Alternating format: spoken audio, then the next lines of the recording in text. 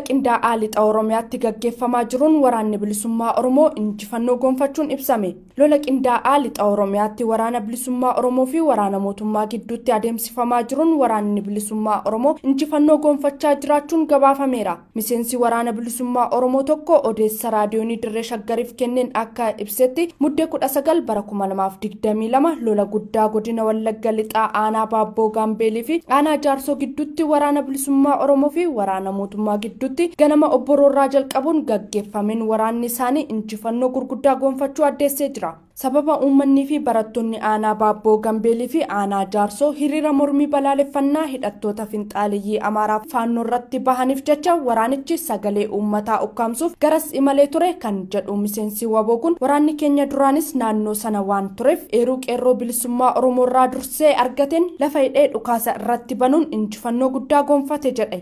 Waraanni mootummaa haleelame kun uummata keenya gooluuf gara aanaa Baabboo Gaambeelitti gurmuun imalaa ture kan jedhu miseensi waboo kun kaayyoon isaanii karaatti hafuun kanneen du'arraa hafan of duuba deebi'uun gara magaalaa Najjootti dheessaa jiraachuu himeera. Waraana mootummaa kanarraa loltoonni hedduun ajjeefamuu fi madaa'uun kasaaraan guddaan irra qaqqabus miseensi waboo kun ibseera. Kana malees ajajaa waraanaa gulantaa dhibbaa qabu tokko dabalatee loltoonni mootummaa 8 meeshaa waraanaa hidhatanii jiran guutuu waliin booji'amuu ibsaniiru. Lola kanarratti meeshaaleen waraanaa adda addaa AKM, bireenii fi rasaasa dabalatee meeshaaleen waraanaa biroo hedduu waraanni bilisummaa Oromoo hiikkachuu miseensi waboo kun raadiyoonii Dirree Shaggaritti himeera. Shawaa lixaa aanaa Adaa Bargaa magaalaa Mogoritti waraanni mootummaa dargaggoo Tolasaa Baatiruu jedhamu kan hojii rifeensa sirreessuutiin ofii fi maatii isaa jiraachisaa ture seelii shaneeti jechuun erga qabanii booda rasaasa itti roobsuun lubbuu isaa galaafachuun ibsame. Akka maddi keenya magaalaa Mogorraa dubbifne jedhanitti dargaggoo Tolasaa Baatiruu muddee 17 bara 2022 magaalaa Mogor bakkuma hojii isaa hojjetu waraana mootummaatiin qabame gara waajjira poolisii erga geeffame booda halkanuma sana kan muddee 18 bara 2022tti bari'uu waajjira poolisiitti baasanii ragaa qabatamaa fi murtii seeraa tokko malee magaalaa Walakkaa keessatti bakka dhaaba baajaajii jedhamutti rasaasaan akka rashanan himan. Dargaggoon kun dhalataa aanichaa ganda Tuulii Dasee akka ta'e kan himan maddi keenya ogummaa rifeensa sirreessuu waan qabuuf baadiyyaarraa gara magaalaatti galuun mana kireeffatee maatii isaa fi mataasaa jiraachisaa akka ture himan. Akka maddi keenya jedhanitti dargaggoon kun jireenya dhuunfaa isaa mo'achuuf halkanii guyyaa hojii rifeensa sirreessuu irratti bobba'u malee namoota siyaasaa kam waliinuu hidhata akka hin qabne ragaa bahanii jiru. Dargaggoo Tolasaa Baatiruu dargaggeessa lafaa dhufaa safuu fi safeeffannaa beeku akkasumas naamusa guddaa kan qabu ta'uu kan himan namni kun yakka tokko malee sababa dargaggeessa Oromoo ta'eef qofa waraana bilisummaa Oromoo waliin hidhata qaba jechuun rasaasa itti roobsuun ajjeesanii jedhan. Sochiin waraana bilisummaa Oromoo aanaa Adaa Bargaa keessatti daraan jabaachaa dhufuun wal qabatee caasaaleen mootummaa aanichaa sodaa guddaa keessa waan seenaniif qonnaan bultootaa fi dargaggoota Oromoo sabboonummaa qaban seelii shaneeti jechuun waraana mootummaatiif eeruu sobaa kennanii uummata keenya ajjeesisaa fi hiisisuun gidirsaa akka jiran himan. Kaabinoonni fi dabballoonni sirna bilxiginnaa namoota hedduu sababa mootummaa aangoorra jiru hin deeggarree fi jibba dhuunfaatiin diinoomsuun waraana bilisummaa Oromoo waliin hidhata qabu jechuun Oromiyaa guutuu keessatti ajjechisaa hidhanii gidirsaa fi manaa fi man'ee isaaniirraa buqqisaa fi buqqisiisaa jiraachuu gabaasaa turuun keenya kan yaadatamudha. Aanaa Midaaqanyitti manguddoon ganna 80 olii obbo Dabalee Taklaa baatii 8 oliif mana hidhaa keessatti dararamaa jiru. Godina Shawaa lixaa aanaa Midaaqanyitti manguddoon ganna 80 olii obbo Dabalee Taklaa badhaanee jedhaman ji'oota 8 oliif badii tokko malee mana hidhaa keessatti dararamaa jiraachuun ibsame. Maddi raadiyoonii Dirree Shaggar tokko akka jedhanitti caamsaa 11 bara 2022 baatii 8 dura kaabinoonni aanaa Midaaqanyii walgahiif isin barbaanne jechuun gara magaalaa aanichaatti erga waamanii booda mootummaatu qorannoof si barbaada jechuun waajjira poolisiitti hidhuu fi hanga har'aatti manguddoon kun umrii isaanii ganna 8 achuma waajjira poolisii aanaa Midaaqanyii keessatti dararamaa akka jiran ibsan. Manguddoon kun hawaasa keessatti akka aadaa hawaasa naannichaatti namoota wallolan araarsuu sirna fuudhaa fi heerumaa hawaasni naannoo gaggeeffatu irratti argamuun akka aadaa naannichaatti waliif galchuu fi sirnoota adda addaa irratti argamuun eebbisuu malee dhimmoota yakkamaa nama godhan kam keessaayyuu qooda akka hin qabne kan himan maddi keenya haala yerootiin shakkamtan jechuun hidhanii hanga yoonaa dararaa jiru jedhan. Sadarkaa kanatti manguddoo kanaaf kabaja gargaarsaa fi ulfinatu malaaf ture kan jedhan maddi keenya bara sirni safuu fi safeeffata namoomaa hin beekne mootummaadha ofiin jedhu keessatti guddaan salphatee xinnaan guddina dhabe jedhan. Manguddoon kun baatilee 8 oliif mana hidhaa keessatti dararamaa turanis haala yerootiin wal qabatee shakkamtan jedhamanii qabamuu malee hanga hammaatti yakki isaanii kana jedhame akka ittiin himamne himan. Itti dabalanis ji'oota amma kana mana hidhaa keessa turan keessatti qaamni isaan qorates akka hin jirre himan. Akkasumas mana murtiitti osoo hin dhiyaatin mirgi dimokiraasii namni tokko seera biyyattiin qabu jalaa sarbame umurii isaanii 80 mana hidhaa keessatti dararamaa jiru jedhan. Mootummaan federaalaa magaalaa Finfinnee keessatti alaabaa Oromiyaa mirmirsuu fi faaruu naannichaa manneen barnootaa afaan Oromootiin barsiisan keessatti faarfachuun rakkoo uumaa waan jiruuf dhaabbachuu qaba jechuun bulchiinsa magaalaa Finfinnee ajajuu maddeen keessoo sirnichaa beekan ifoomsan. Gurmecha Gammachuu dabalata qaba.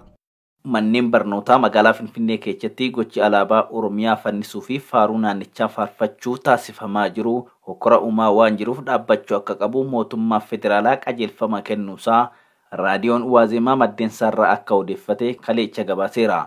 Akka gabaasni raadiyoo Waazemaa kun agarsiisutti hooggantoonni magaalaa Finfinnee qaamolee garaagaraa wajjin xiiqii keessa galuun gocha raawwatan ta'uu mootummaa federaalaa amantaa kan qabu yoo ta'u kunis nageenya biyyattiif sodaachisaa waan ta'eef hatattamaan gochicharraa akka of qusatan bulchiinsa magaalatti ajajeera. Gabaasichi itti dabaluunis akka ifoomsetti gochichi eenyummaa saba tokkoo qofa calanqisiisuuf kan taasifamedha jechuun mootummaa federaalaa ibsuu fi akeekkachiisa kanas laateera.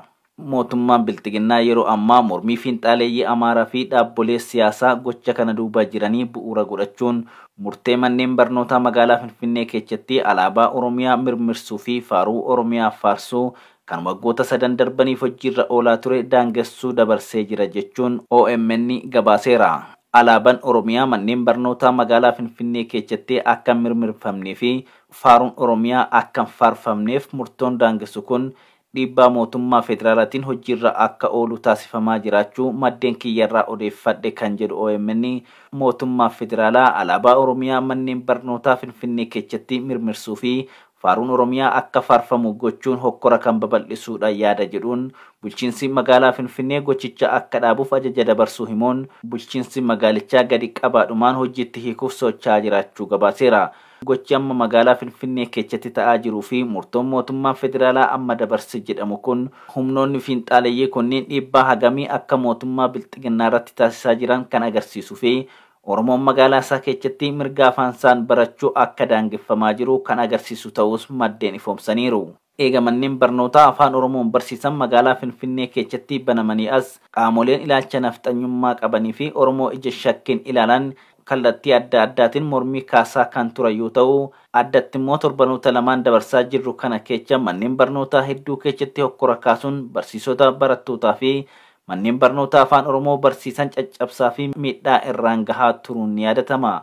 Paartilee siyaasaa kanneen akka Abin, Baaldiraas, Izeemaa akkasumas qaamni imimmaan eegduu Itoophiyaa jedhamus ibsa baasuun alaabaan Oromiyaa magaalattii keessatti fannifamuu fi faaruun alaabichaas faarfatamuu hin qabu jechuun ifatti mormaa turuun isaanii kan yaadatamudha.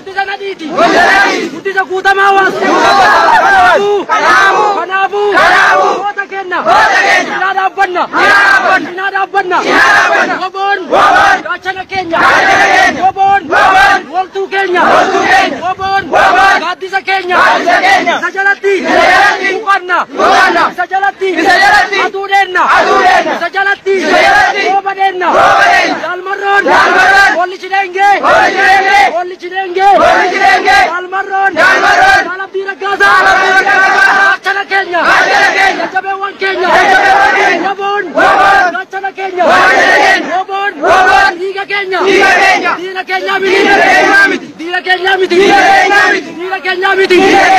Obo Adamsun. Matoromo Adamsuda. Obo Adamsun. Matoromo Adamsuda. Obo Ikachisun. Matoromo Salpisuda. Obo Ikachisun.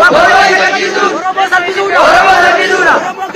Oromo Ganuda. Obo Kanikachisun. Oromo Nikachisun. Dina yotate male. Obo. Dina tujibba. Omani Sanjibu.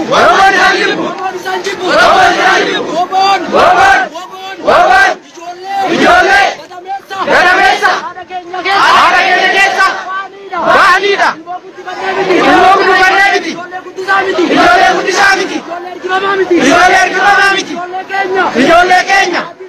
Gadisa Kenya.